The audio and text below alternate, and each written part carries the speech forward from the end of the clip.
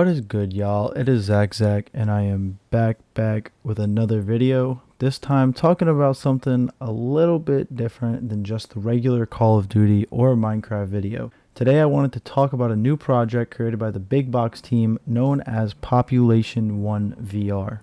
Zach, what is Population 1 VR? Well, I'm glad you asked. Let me explain for you guys. Population 1 is a VR online battleground landscape where 6 teams of 3 players fight to the death to become the last team standing. Honestly, this game should have been called Population 3 considering there's no solo modes currently available in the game. Unlike most Battle Royale games, Population 1 VR has a starting price of $29.99 with an included battle pass system for cosmetics within the game itself. There are many aspects to this game that I believe grant a long-term growth opportunity and the ability to stand out in the small realm of multiplayer VR experiences. Here's my breakdown of the features and how I believe this game separates Population 1 from the other VR experiences currently available on the market and other Battle Royale games. Also guys, if you're enjoying this video, make sure to check out my Instagram page, and at the end of the video, I'm going to have a giveaway, which is going to be posted on my Instagram. Thanks to everyone following my page, hitting 100 followers. I love you guys. Make sure to check that out, give it a follow, and hopefully I can see you in the world of Population 1. Let's get back to the video. Getting into the general gameplay for Population 1 VR, I want to talk about some unique aspects. So, with this game being a VR Battle Royale, it means that you're going to have to play in first person. It's not going to be like your typical Fortnite or clone of Fortnite where you're not allowed to use first person and you're forced to see in third person. You're going to need to look through the eyes of your character, which makes the most sense when you're using guns and you need to scope in and find people, etc. Also, this game allows for crossplay between all VR consoles, so you could verse somebody that has an HTC Vive or somebody that has the new Quest 2, and you're all going to be grouped together. Second, I want to get into one of my favorite features, which is similar to Fortnite, but it's very optimized for VR, and that is building. In this game, you're allowed to build with resources that you find throughout the map. It's not as specific as Fortnite where you have wood, you have metal, you have brick, etc., but you're allowed to build. And one thing that I really love about this game is obviously building in VR is going to be a lot harder than building in Fortnite, where you can just, use Builder Pro and go crazy. You're actually going to need to think about it in this game a little bit, but the game does help you with the wall placements or the ceiling placements based on the direction that you are standing and the direction that you are looking. Also, this game doesn't have ramps like Fortnite does, and I'm going to get into why that is in the next note. So Zach, why are there no ramps? Why is this game the outlier? Why can't it be like Fortnite and just add ramps? Because it did something much better and something that I'm very proud of for Big Box to do, and that is they added a climbing feature. And basically with this climbing feature, you turn into Spider-Man. You're basically able to scale any object in the game, and it makes for very easy movement, and it's great for taking high ground. If you need to get on top of a building to hide from enemies, if you can run fast and climb fast, you'll be there. If you want to use it as a vantage point to watch the storm or to watch like a loot trap or something similar to that, you got it. It's super easy and it requires no builds. And now think about this. If you believe that building is going to be hard enough, what do you do when you need to get down from that building? It's going to be hard to climb down considering you're not really going to have the arm space to grab below you in a sense if you're standing and playing this game. You can climb up, but getting down is going to be the hard part, and that's where the glider comes in. So the glider is basically your scapegoat in any situation. If you need to get out of a building or even on top of a rock or the holy tower that is in the middle of the map, you can use the glider simply by putting your arms out in a T-pose formation, and you're able to fly basically anywhere you want on the map until you land and mitigate all fall damage. Now getting into one of the most boring yet fun features of this game. They have completely transformed this feature, and that is healing. So, in most games like Fortnite, you'll get a chug jug or you'll find some way to heal. Relatively simple, you keep it in your backpack for when you need it. This game does things a little bit differently thanks. With the soda can, you actually have to pop the tab and drink the drink. If you get the banana, you have to peel all 4 sides and you'll actually be able to gain 50 HP just for eating a banana. So you're going to want to be quick, especially if you're in combat. Another one of the great healing features of this game is the defibrillator. Now, I haven't really seen another VR game that just gives you this as an item that has infinite uses and you can basically revive your teammates as much as you want. I know in Fortnite you can obviously get up down players, and this game does not have that feature. They've replaced it with the defibrillator. And to be quite honest with you, this is probably the single most fair revive in any game that I've ever played. To put it simply, the defibrillator does exactly what it should do, and that is you have 10 seconds, you rub them together, they charge up, and you revive your teammate. It is as simple as that. Your teammates have a ghost form where they can see you as they walk around, you can see them, but the defibrillator is great for when you actually have some downtime between the storm moving and enemy teams trying to gun you out to revive a teammate. And honestly, I've already have had situations where it's completely changed a gunfight because the enemy team was running from the storm. I got a revive in, and me and my team, we just kicked their ass. You don't revive with any weapons, however, but it still is nice to note that you can do this as many times as you want per match. Now I want to move into some backpack space. So when you initially start the match, you only have 3 slots, which, other battle royale games like Fortnite, PUBG, etc., you'll have a lot more inventory than that. With Fortnite, you'll have usually I think it's 5 slots. I haven't played in a while. Cut me some slack. You get 5 slots, and you can still hold your resources and etc.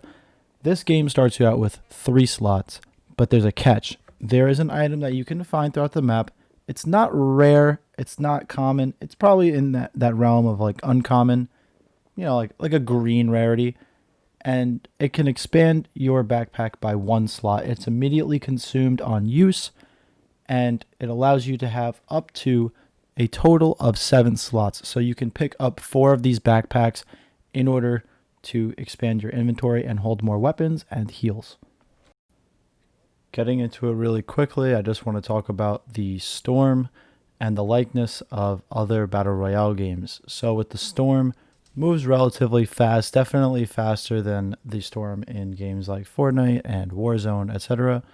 But it doesn't really deal too much damage. It does about 1 to 2 damage per hit, and it doesn't really cause too much of a problem for your team in the long run as long as you don't stay in the storm for too long. There's also many other great features which come from other Battle Royale games, such as incentives for players to find each other, such as loot crates that spawn throughout the map. So during the game, and probably during this video because I live right next to an airport, you'll hear a lot of plane noises, and those planes are indications that you're actually getting a loot crate either near you or somewhere on the map. These are actually, I don't want to say overpowered because they're not overpowered, but they do give great weapons. It is insane. They give you golden SMGs, tons of shield, health, etc. And it's just nice to be able to have some way to get quick loot if you get yourself in a weird situation and find yourself needing that loot. And on the last topic for gameplay, I want to talk about the Battle Pass. So with this game, if you buy it now, you'll be able to get the first Battle Pass completely included. The devs haven't really decided if they want to make this a paid feature in the future or if they want to keep this free and make this like a huge aspect of the game, considering you are spending $30 on the game.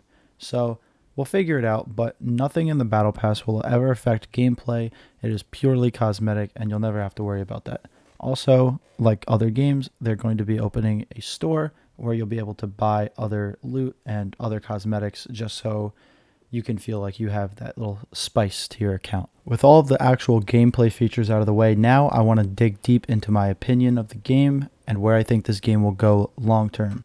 First off, I would just like to say that considering this game has only been out for, I believe, 4 or 5 days now, the game itself plays extremely smooth for such a small, unrecognized VR title. Nobody really heard about this game before. The subreddit for Population 1 is extremely small. The Discord is private. There's not really that much of a community for a game like this, and the team itself is so small. It's insane to see how much work has been done on this game, but also how much work can also be done long term and the improvements that can be made along the way. I do want to add that as somebody who has played Fortnite since the beginning of Chapter 1 Season 2 all the way back in 2017, I really do get the same gut feeling about Population 1 VR as I did with Fortnite, and I truly believe that this game has a lot of potential to grow within its field. As far as my critiques for the game go, I will say that I do think that the mechanics are great, but definitely need some optimization.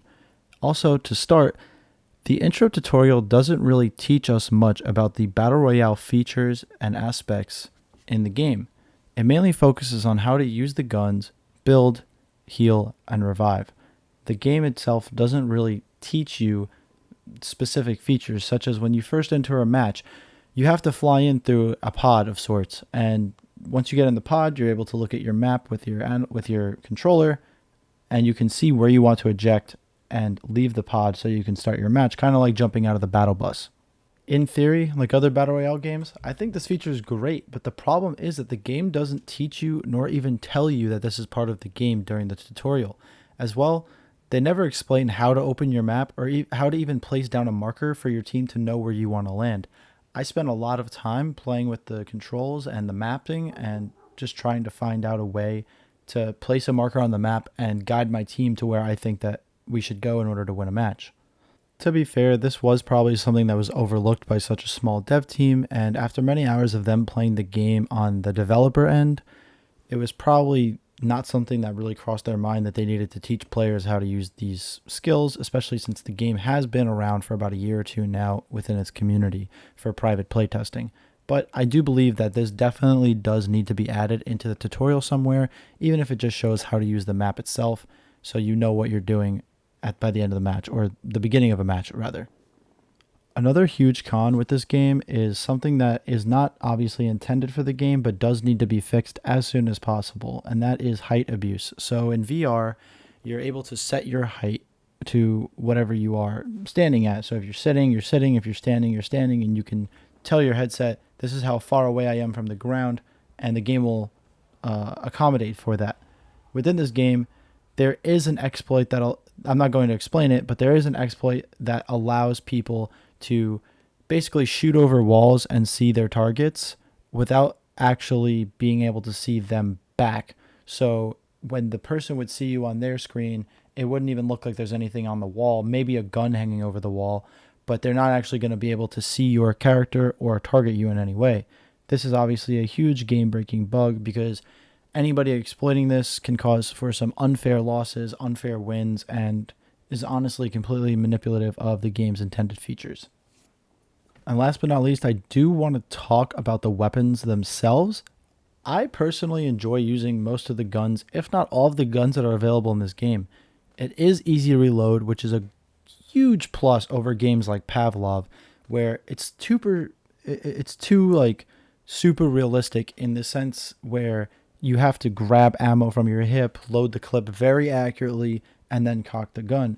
In this game, once you run out of ammo, you can either click the analog stick to empty a clip that wasn't empty, or you can just grab another clip from underneath the gun, throw it in, cock the gun back, and you're ready to go. It shouldn't take you more than 2-3 seconds to reload your weapon. I do think that in the sense of these weapons, they do need to add a few more unique weapons. There's nothing that's, like an ultra rare weapon or something cool that separates you from the rest of the lobby. And most of these guns just feel like classic shooter guns. I do think they need to add some uniqueness to this regard, but I wouldn't blame them if they just wanted to get the game out first and worry about that later on. If I had to add any real improvements to this game that I didn't already talk about, I would just say to add more balanced weapons every season or so, keep the game balanced yet fun, and maybe expand the map a little bit or make the map a little bit more, as you could say, ergonomic, or have better hiding spots in a sense. More than just the buildings that we have, the one tower. We have like a cemetery or something like that, but for the most part, I do think they need to make things a little bit more unique going forward. With all this said, I do believe Population 1 VR has a huge opportunity for growth within the VR community, and honestly allows more people to see that VR is truly coming to life, while also creating a creative spin on one of the most popular game modes in modern gaming history. I currently rate this game, Population 1 VR, about an 8.5 out of 10, with the hopes that the team over at Big Box will continue to improve the state of the game along with creating a wider community. So let me know what you guys think of this game in the comments below. Did you have an opportunity to play it yet? Only watch some gameplay? What did you think? Let me know. I'm also going to be giving away 2 copies of the game on my Instagram page to celebrate reaching 100 followers. So if you guys enjoy my content, make sure to check out the links in the bio for my other socials and news on the giveaway. It's going to be posted tonight, Monday, 10/26, and the winner will be picked to be determined. I want to reach a certain goal first, and then we're going to pick a winner for this. So I hope you guys enjoyed the video. Make sure to like, comment, subscribe, check out all my other socials, and I'll see you soon. Peace.